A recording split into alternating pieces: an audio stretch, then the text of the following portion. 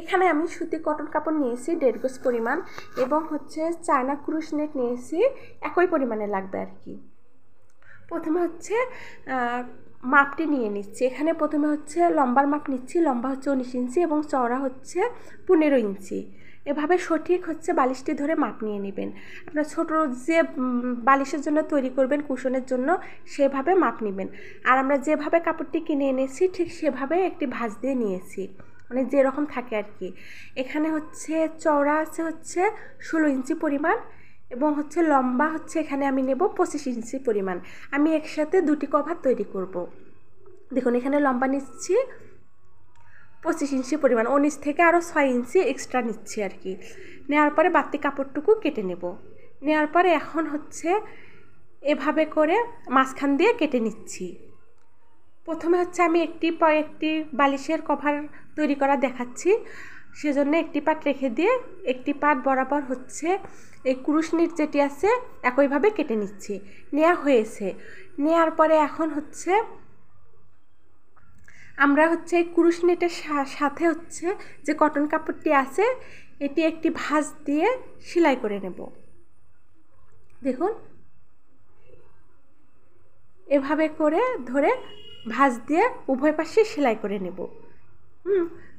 উভয় পাশে যখন সেলাই করা হবে দেখুন একইভাবে অপর পাশেও সেলাই করে নিয়েছি। নেওয়া হলে এখন হচ্ছে মাপ অনুযায়ী শুধু ভাঁজ করে নিতে হবে।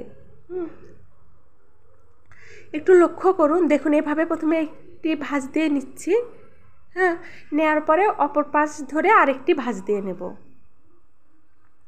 এভাবে ভাঁজ দিয়ে নিলাম।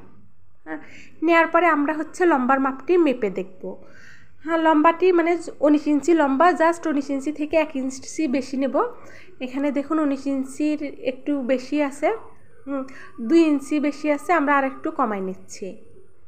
নেওয়ার পর আবার হচ্ছে মেপে দেখতেছি, হ্যাঁ এখানে হচ্ছে 20 ইঞ্চি আছে, 1 ইঞ্চি একটু বেশি নেব।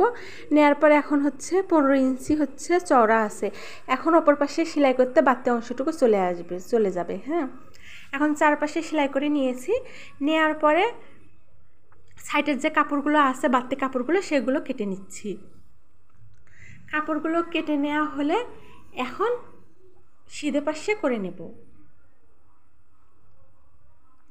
আর এটি অনেক সহজে তৈরি করে দেখিয়েছি। হ্যাঁ, আপনারা আমি ঠিক যেভাবে দেখিয়েছি সেভাবে তৈরি করে নেবেন।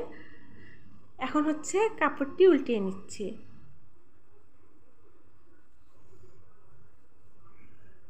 দেখুন উল্টিয়ে নিলে এখন হচ্ছে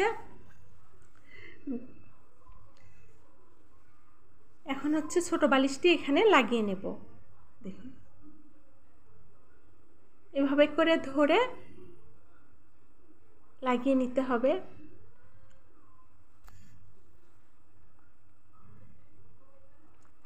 একইভাবে আমি অপর কভারটিও তৈরি করে নেব। ব্যাস তৈরি হয়ে গেল।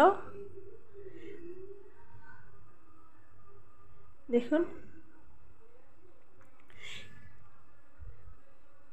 ক্যামেরার জন্য কালারটি একটু অন্যরকম আসতেছে, কিন্তু বাস্তবে আরও অনেক সুন্দর দেখা যাচ্ছিল। দেখুন একইভাবে আমি দুটি কভার তৈরি করে নিয়েছি।